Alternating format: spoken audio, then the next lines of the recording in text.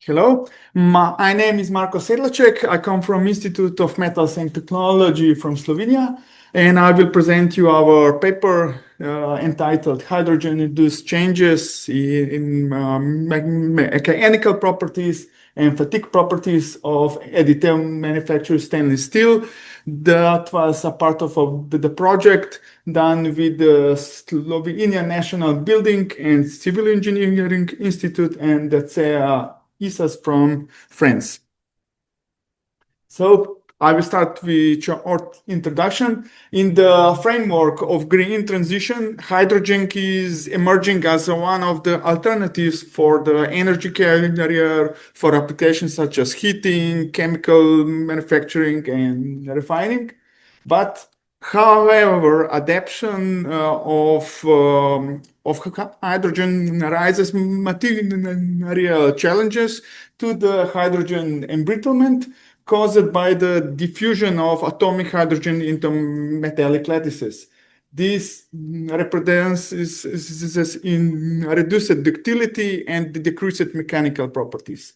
But while the hydrogen embrittlement mechanism are relatively well understood in the conventional manufactured steels, the advantage of additive manufacturing introduced distinct microstructural features as anisotropy, porosity, and residual stress, which can alter those tendency to hydrogen-assisted damages. So the aim of our work was to investigate how hydrogen embrittlement affects additive manufactured materials.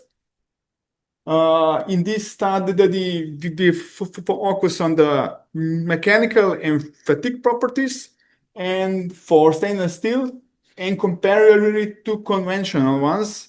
And we focus only on two stainless steel. One was austenitic, 304, and the second one was martensitic, 420. So for conventional, we use cast hot rolled and annealed steel rods.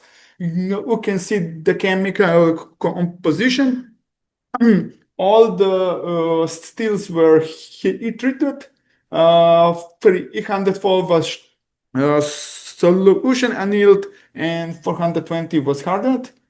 And for additive manufactured, this is the chemical composition, and all that was done actually as printed. So without heat treatment, we will be shown just. So additive manufacture was done using laser powder fusion. Here the listed parameters, all the samples are produced in the horizontal positions, and the samples were machined from the printed blocks.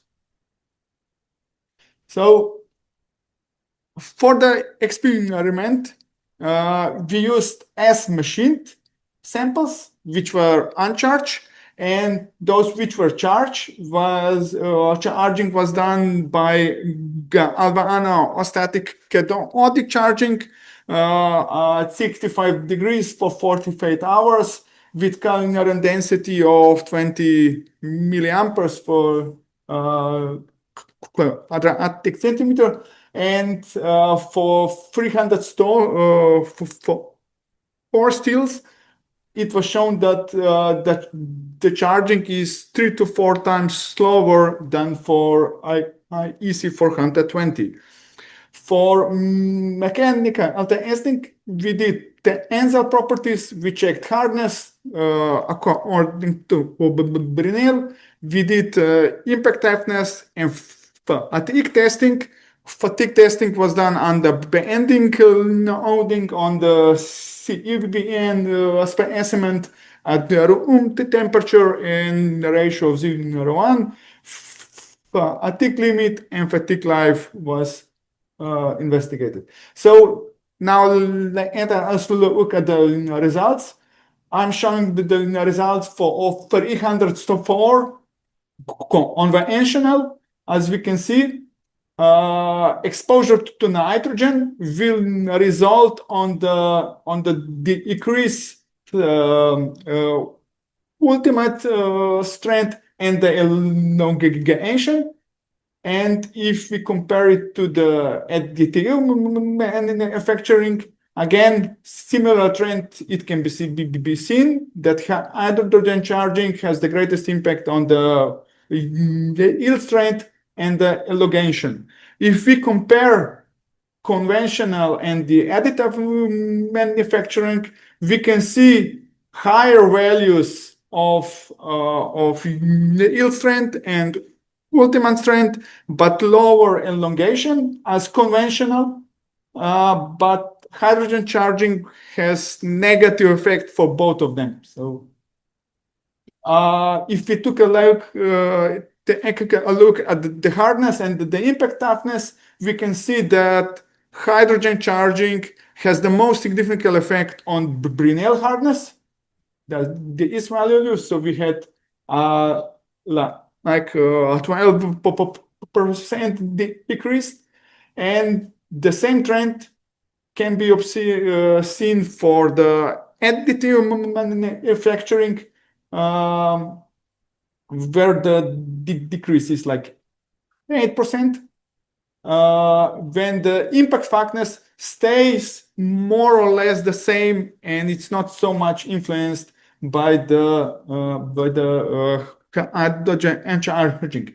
If we compare conventional to the additive manufacturing, we can see that additive manufacturing has higher hardness but lower impact toughness. So, and now for 420 still, here is plot for the conventional. If it's exposed to the hydrogen, we can see significant drop in all properties. So we will have lower yield strength, lower ultimate strength, and lower elongation. And for additive manufacturing, this effect is even more pronounced. As we can see, we have zero elongation, and that's why also zero yield strength, and also decrease in the ultimate tensile strength. So hydrogen has really big effect on 420. And if we compare additive to the manufacturing, we can see that it has bigger, that it has better tensile properties with except of elongation. If we take a look at the hardness and the impact toughness, we can see that hydrogen charging has the biggest effect on the impact toughness, decreased around 40%, and in additive manufacturing, this decrease is even higher, so it's like 60%. There is no significant influence on the hardness for this material. So I will now go out to the properties. I will show you first for the conventional one. If conventional still is exposed to hydrogen, decrease in fatigue life and fatigue limit was observed. And then if we take a look at the additive manufacturing, the same trend can be seen. So again, the decrease of fatigue life and fatigue limit. If we compare additive manufacturing to the conventional one, we can see that additive manufacturing has worse fatigue properties than conventional, and the trend stays the same if hydrogen charging was done. So additive manufacturing has worse properties. If we take a look of the fractured surfaces, we can see flat brittle-like features on the fracture surface of the conventional steel. And here is for hydrogen uncharged. We can see the higher amount of these brittle-like features on the fractured surface.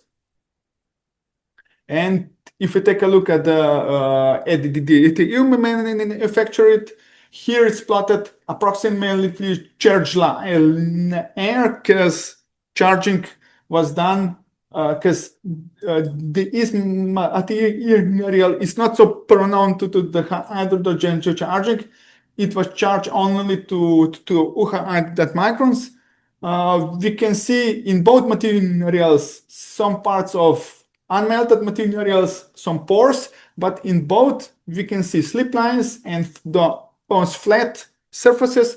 But in hydrogen charged surface, we can also see cracks and significantly higher number of these flat brittle-like surface. So if we take a look for 420, if it's exposed to hydrogen, again, change in fatigue life and fatigue limit, and for additive manufacturing, again, significantly decrease in fatigue life and fatigue limit. If we compare additive manufacture to the conventional one, we can see that additive manufacturing has better fatigue properties as conventional. And if it's exposed to the hydrogen charging, we can see that fatigue life for additive manufacturing will decrease more than for conventional, but fatigue limit will stay a little bit higher as for conventional. If you take a look at the fractured surface, for conventional uncharged synclinate surfaces are found, and in the fracture near the notch for the conventional, again, these brittle-like surface were found. And for additive manufactured, in both materials, charged and uncharged, some defects related to the printing procedure, like pores, unmelted materials, and so was found. So those visible imperfections and some cracks which only originated from the larger imperfections.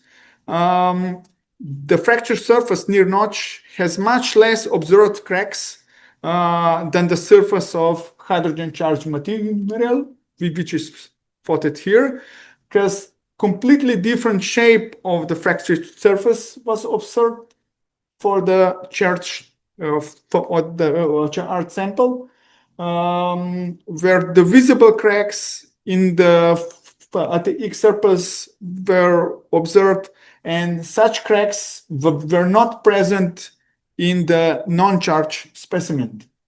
So that brings me to the conclusion.